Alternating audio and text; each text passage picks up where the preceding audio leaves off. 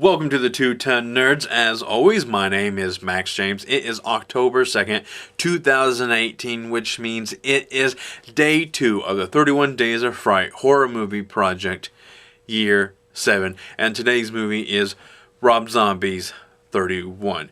Now, before I jump into telling you what you need to know about this movie, I'm going to tell you what I thought when the initial credit rolled up on the screen and what I thought, which was, I thought it was okay. I thought it was fun.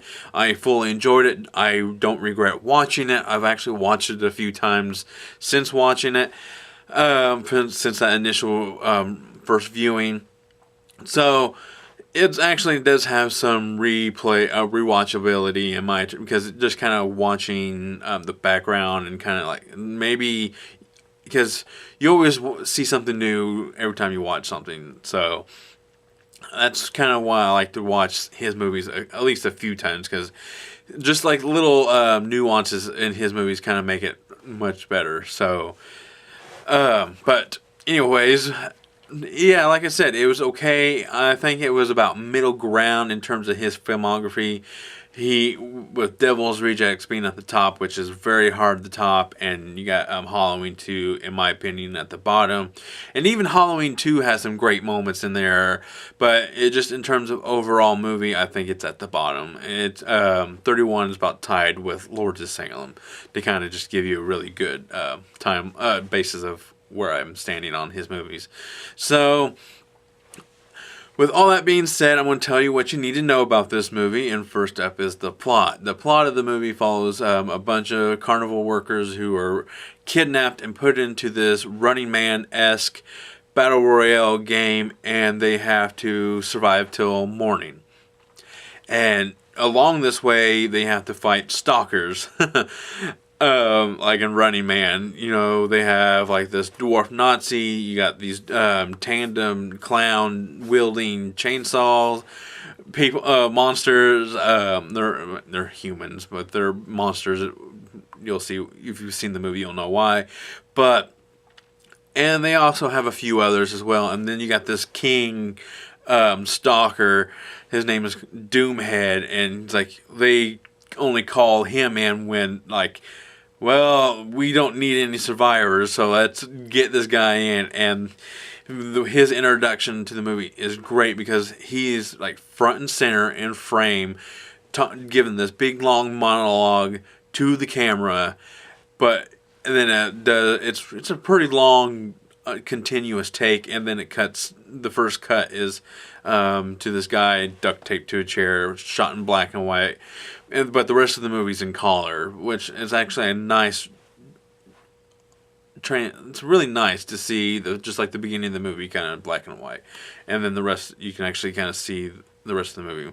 Even though I think it might have been even cooler if the whole movie was shot in black and white, but there are some sequences that the color makes it pop, makes the so, but.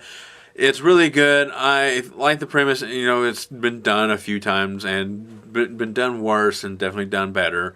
So I'm going to tell about the scare factor. And there's really no scare factor in this movie. I think it's more shock factor or anything, because it is a lot going on, because it's very fast paced. It's very rough. It does go for a lot of like some like kind of cheap moments, but they don't feel cheap. But in the grand scheme of things, that's kind of a jump scare here, or this kind of moment. So the gore, it's pretty decently gory.